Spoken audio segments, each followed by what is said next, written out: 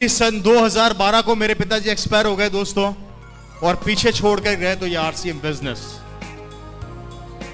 आज उनकी मेहनत के कारण ये रवि शर्मा जो आज आपके सामने खड़ा है, पूरी जिंदगी बदल गई मेरी। आज मेरी लाइफ स्टाइल बदल गई। मेरी कॉलोनी का सबसे बड़ा बंगला मेरा है। हेलो, मेरी कॉलोनी का सबसे बड़ा बंगला मेरा है आरसीएम के कारण। मेरी कॉलोनी की सबसे लंबी कार मेरे पास है आरसीएम के कारण। हेलो, महीने के 15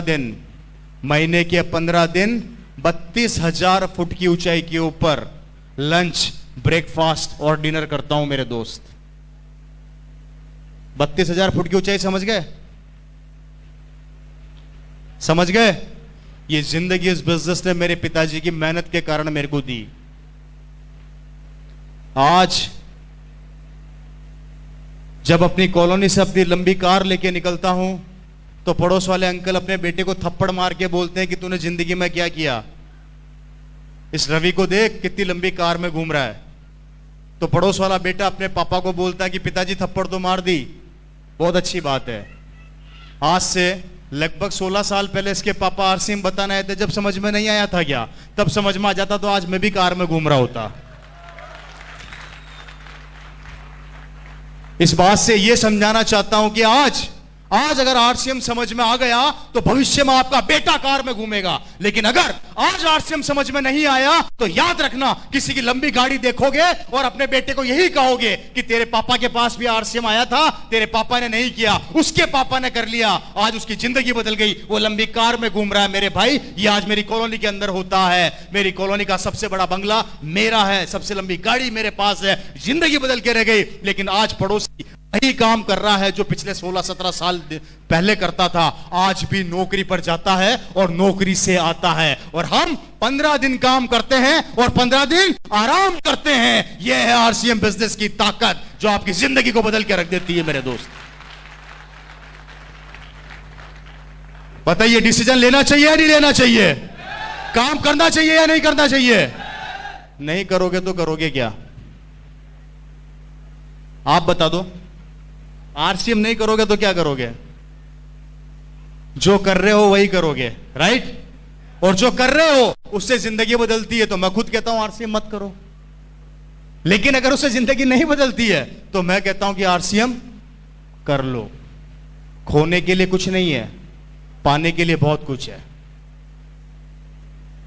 आपको करोड़ों रुपए नहीं लगाने, आपको अरबों रुपए नहीं लगाने, आपको कुछ भी नहीं लगाना, आपको डिसीजन बदलना है। मेरे दोस्तों, बचपन से हल्दी, धनिया, मिर्ची, तेल खाते आ रहे हैं। बचपन से हमने खरीदा, हमारे से पहले हमारे दादा ने खरीदा, उनके परदादा ने खरीदा। आज तक जो भी सामान खरीदते आ रहे हो, किसी न किसी को करोड़पति बनाते जा रहे हो। सही कह रहा हूं या गलत कह रहा हूं जी? कहां से लेके आते हो सामान? बाजार से। थोड़ी सी पिक्चर दिखाता हूं, थोड़ी सी ध्यान से देखिएगा। इसको आगे आ जाएगा एक बार, इसको आगे ले आइए। भैया, नींद तो नहीं आ रही है आप लोगों को? बात समझ में आ रही है कि नहीं आ रही मेरी? हेलो, आपको इसका थोड़ा सा मार्केटिंग प्लान समझाने की कोशिश कर रहा हूं, ध्यान से देखिएगा। बड़ी प्यारी चीज है। आप लोगों को यह बताया गया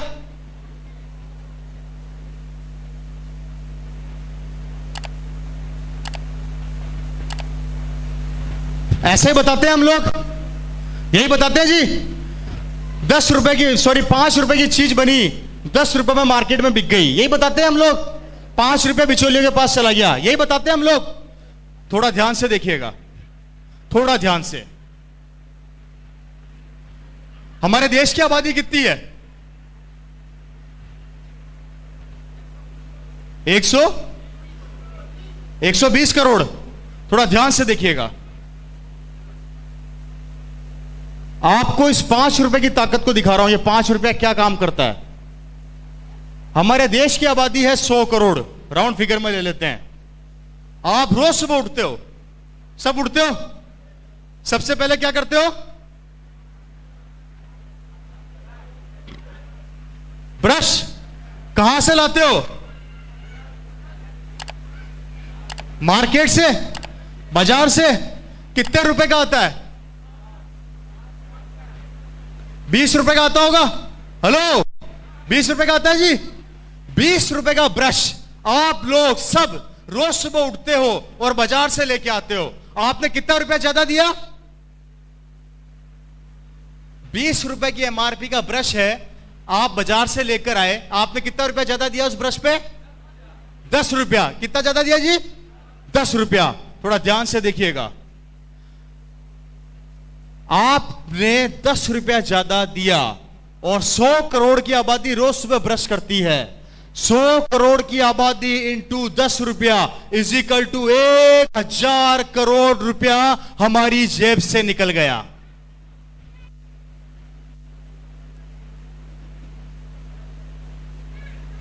कैसा लगा? आप ब्रश खरीदा है तो उसके ऊपर क्या लगाओगे? पेस्ट। पेस्ट कहां से लेके आते हो? बाजार से। 30 रुपए का पेस्ट आता है, 15 रुपया ज्यादा दिया और वही 100 करोड़ की आबादी ने फिर ब्रश किया। 15 रुपया इज इक्वल टू 1500 करोड़ रुपया हमारी जेब से फिर निकल गया। कैसा लगा भाई? बात समझ में आ रही है कि नींद आ रही है भाई? है जी? आ रही है ना? कितना रुपया निकला? आप नहाते भी होंगे, साबुन कहां से लाते हो? फिर बाजार से लेके आते हो। मेरी बात को ध्यान से समझना मेरे भाई, हम सुबह से शाम तक कम से कम हजारों प्रोडक्ट बाजार से लेकर आते हैं, जिसका नतीजा देखो क्या होने वाला है। 100 करोड़ की आबादी साबुन बाजार से लेके आती है। अगर 20 रुपए का साबुन आता है तो आपने फिर 10 रुपया ज्यादा दिया, इज इक्वल टू 1000 करोड़ रुपया। इससे आगे नहीं बताऊंगा। अगर सारे दिन की कैलकुलेशन बता दी तो पागल हो जाओगे।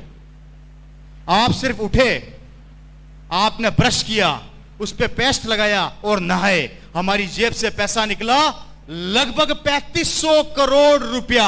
और ये 3500 करोड़ रुपया निकल के इन बिचौलियों की जेब में चला गया, जिसका नतीजा है ये लोग बड़े बड़े बंगलों में रहते हैं, बड़ी बड़ी गाड़ियों में घूमते हैं, इनके बच्चे बड़ी बड़ी स्कूलों में पढ़ते हैं, ये लोग विदेशों की यात्रा करते हैं। गरीबी क्या होती है इन्हें नहीं पता होता। इनके बच्चे बड़ी बड़ी स्कूलों में जाते हैं, ये जिस चीज पे हाथ रखते हैं इनकी हो जाती है। और आप और मैं जो इनको ये करोड़ों रुपया देते हैं, यहीं पे पड़े पड़े सड़ते रहते हैं, मरते रहते हैं, समझौता करते रहते हैं, लोगों के आगे गिड़गिड़ाते रहते हैं, भीख मांगते रहते हैं, रिक्वेस्ट करते रहते हैं, उधार मांगते रहते हैं, लोन मांगते रहते हैं और लोन चुकाते चुकाते एक दिन भगवान को प्यारे हो जाते हैं। यह है हमारे मार्केट का कड़वा सत्य, जिसे हम नहीं समझना चाहते। कैसा लगा?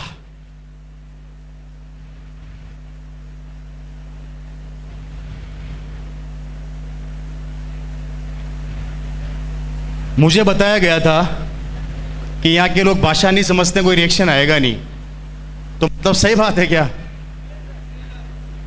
इतना सन्नाटा क्यों है भाई? है जी? कैसा लग रहा है? मेरी बात को ध्यान से सुनिएगा। ये वो 3500 करोड़ रुपया है जो इनके पास जा रहा है और हम दे रहे हैं और हम देते रहेंगे। हमने दिया, हमारे दादा ने दिया, हमारे परदादा ने दिया, हमारे बच्चे भी देंगे और उनके बच्चे भी देंगे। देना तो पड़ेगा, देना तो पड़ेगा। और आरसीएम कहती है इस 3500 करोड़ का 40% पैसा अगर मैं आप लोगों में बांट दूं, कितना होता है जी?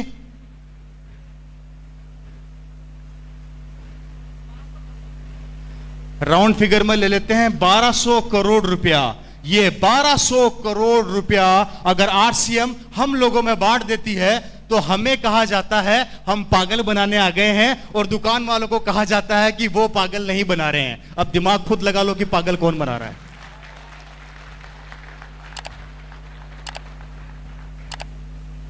पैसा तो जाएगा, इस दुकान से नहीं खरीदोगे तो उस दुकान से खरीदोगे, पैसा तो देना पड़ेगा। और जब देना ही है तो आरसीएम क्यों ना दो मेरे भाई?